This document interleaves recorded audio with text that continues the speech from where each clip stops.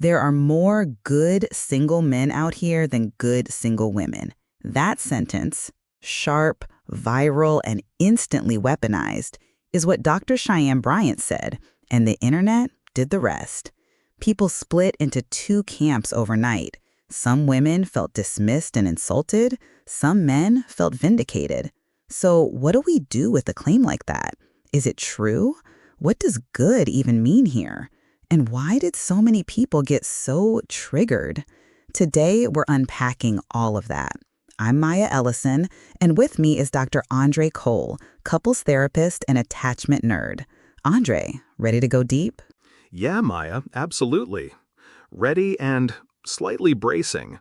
That line lands like a mic drop, and then everyone rushes the stage. But before we dive into whether the mic drop was justified, I want us to slow down and ask, what was the context? Who's saying it? And what definition of good are they using? Exactly.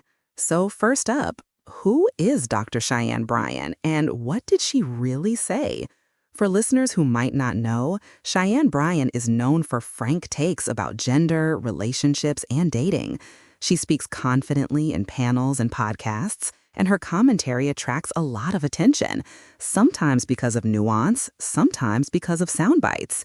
In context, she wasn't necessarily declaring a demographic verdict on men and women forever. She was making an observation about dating dynamics in a specific era, but the nuance got flattened into a headline. Right, and sometimes the headline becomes the argument. In her fuller comments, she seemed to be talking about relationship readiness and emotional availability, more than personality quizzes.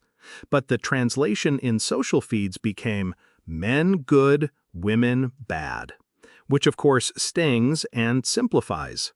The important thing is to define good. Are we talking emotionally mature, financially independent, willing to commit, low drama, all of the above? The important thing is to define good. Are we talking emotionally mature, financially independent, willing to commit, low drama, all of the above? Let's unpack that. Defining a good partner in 2026. Listeners, think of the traits that pop up in your DMs and comment sections. Emotional availability, honesty, consistent behavior, communication skills, shared values, attraction, and sometimes financial stability. But here's a key distinction: readiness versus metrics. Someone can have a great paycheck and look amazing and still be emotionally unavailable. Conversely, someone with less money can be deeply steady and present. We need to separate the internal work, attachment repair, trauma healing, capacity for vulnerability, from external signals like job title or follower count. And let me add, in clinical practice, I see patterns where readiness is more predictive of relationship success than superficial markers. A person who has processed attachment wounds, who can tolerate closeness and repair after conflict, who shows up consistently, that matters. People often confuse good with perfect. There are very few perfect people. There are a lot of people who are willing to do the work. Okay, data time. People often ask, well, is there research that supports Cheyenne's claim? Segment 4, Reality Check, Data versus Dating Narratives. The short version: research can show patterns but can't definitively tell you whether there are objectively more good men than women. We can look at a few indicators. Marriage and cohabitation trends show shifting timelines. People are marrying later, and singlehood varies by age and education. Women have become the majority of college graduates for years now, which reshapes economic dynamics and expectations. On apps, multiple studies find men message more and get fewer replies, while women receive more inbound attention and are often more selective because the signal-to-noise ratio is different. Also, there are findings about who starts divorces. Some studies suggest women initiate separations more often, around 2/3 in several samples. Why that matters is complicated. It doesn't mean women are less relationship ready, but could suggest women are less willing to stay in unsatisfying relationships. Similarly, data on satisfaction and breakups point to gendered patterns in expectations and thresholds for leaving. But Maya, the big caveat here is these numbers are descriptive. They don't measure goodness. They measure behaviors which we then interpret. Yes, and interpretation is where emotion sneaks in. Gender double standards and dating culture, there's a huge cultural script that judges men and women differently. Men are often evaluated by status and provision, women by looks and youth. So when someone says there are more good men, some women hear women are the problem, which triggers defensive, protective responses. On the flip side, men who feel invisible or dismissed online might hear the claim and feel validated. Social media also amplifies extreme narratives, the red pill rhetoric, pick-me language, boss babe branding, all of which distort reasonable standards into weaponized checklists. And those checklists are important to call out. I see clients with lists that read like IPO due diligence, must have, no exes, 6'2" or taller, 6-figure salary, must love travel. And they wonder why the pool is small. Expectations interact with supply. If your filter is extremely narrow, you'll perceive scarcity. There's also a defensive hardness born from hurt. If you've been ghosted, cheated on, or gaslit, trust is understandably low. That pain shapes how you interpret someone showing up. I want to challenge Dr. Bryant's bigger implication head-on. Are women less relationship ready now? Let's play devil's advocate, but with nuance. One angle, more women enjoy independence and choose careers and freedom over immediate commitment, which can look like not ready to some. Another is that past hurts make people guarded. Some women may self-protect and close off when a potentially good man arrives. I've lived that. Post-divorce, I found myself testing men in ways that were more about safety than curiosity. And sometimes I rejected good people because old patterns screamed louder than my better judgment. Thank you for that honesty, Maya. Clinically, it's not a gendered verdict. It's about who is actively doing the work to be emotionally available. There are men who avoid vulnerability, who fear commitment, who default to defensive strategies. There are women who self-sabotage or choose unavailable partners. The key question is, who is engaged in intentional growth? And frankly, across genders, the number of people doing deep attachment work is still a minority. So maybe Cheyenne's observation was sharpened by seeing more men entering therapy or personal growth spaces at that moment. That could skew perception. That point about growth is important.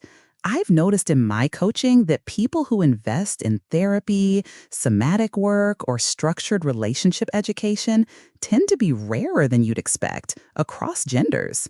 So maybe it's less a matter of men good, women bad, and more a shortage of people who prioritize relationship readiness over status signaling, which leads us to segment 7, practical takeaways. How do you find good partners in this messy market? First, do a self-assessment. Ask yourself blunt questions. Am I available? Can I tolerate conflict without exploding or shutting down? Do I take responsibility for my part? Can I sit with discomfort and repair? Those are better predictors than your bank balance. Second, change where you look. Good partners show up in community settings, volunteer groups, classes, and places where people are engaged in long-term projects together, not just swipe lanes. Third, adjust filters. Protect non-negotiables, safety, values, sexual health, but loosen ego-protecting boxes like must be taller than me or must have perfect dating resume. Add to that, rapid tests for intent. Ask direct questions early. Where are you in your life? What are you looking for? How do you handle conflict? Watch for consistency, plans that match words, small promises kept, how they talk about exes, and don't underestimate the power of setting boundaries and communicating your needs. People confuse vulnerability with weakness, but clarity about needs is actually adulting in relationships. Also, community matters. If you want the kind of person doing growth work, place yourself in environments where those people are. Therapy groups, workshops, spiritual communities, coaching cohorts. And when someone shows up messy but willing, that's often more promising than someone polished but avoidant. Look for curiosity and repair capacity, not perfection. I want to push back on one thing some listeners will hear as a cop-out. Be the change, find the change. That sounds like individual responsibility, but systemic issues matter too. Economic pressures, social media, and hookup culture restructure dating markets. Women who are financially independent face different trade-offs. Men who feel emasculated by shifting gender roles might pull back. So while personal work is essential, so is social empathy, understanding that people are reacting to broader cultural shifts. Yes, and empathy doesn't mean excusing harmful behavior. It means recognizing context. We should hold people accountable while also being curious about why they're behaving that way. The most productive approach is both and. Do the inner work and advocate for cultural conversations that encourage emotional education for everyone. Which brings us to our closing reflections. Instead of asking, are there more good men or more good women, let's ask, how do we create more good, healthy, relationship-ready people? That's less about finger-pointing and more about inviting everyone into growth. Dr. Bryant's comment exposed real pain points, people who've been hurt, who feel scarce, who are frustrated. That emotion is valid, but the most useful response is introspection over outrage. And a practical reminder, scarcity mindsets exaggerate rarity. When you start working on your own readiness and you shift where you look, you often find more of the kind of people you want. It's not magic, it's retuning the antenna. Also, don't conflate signal with value. A person not wanting commitment isn't necessarily bad until they misrepresent themselves. Look for alignment. Listeners, we want to hear from you. Do you feel there are more good single men right now, more good single women, or is everyone just equally messy? DM us, leave a voicemail, whatever's easiest. And if one takeaway sticks, be the kind of partner you're searching for. It shifts your standards, your actions, and, surprisingly, the people who show up in your life. Andre, any last quick piece of advice? Yeah, short and blunt. Do your emotional homework. Read, go to therapy, practice repair. It costs time and discomfort, but it's the closest thing we've got to increasing the odds of healthy connection. And, this is key, be willing to be wrong about yourself sometimes. That's where growth lives. Love that. Okay, that's it for today. Thanks, Andre, and thanks to everyone listening. If this episode felt triggering, reflect, not rage. If it felt validating, great. Lean into that with curiosity.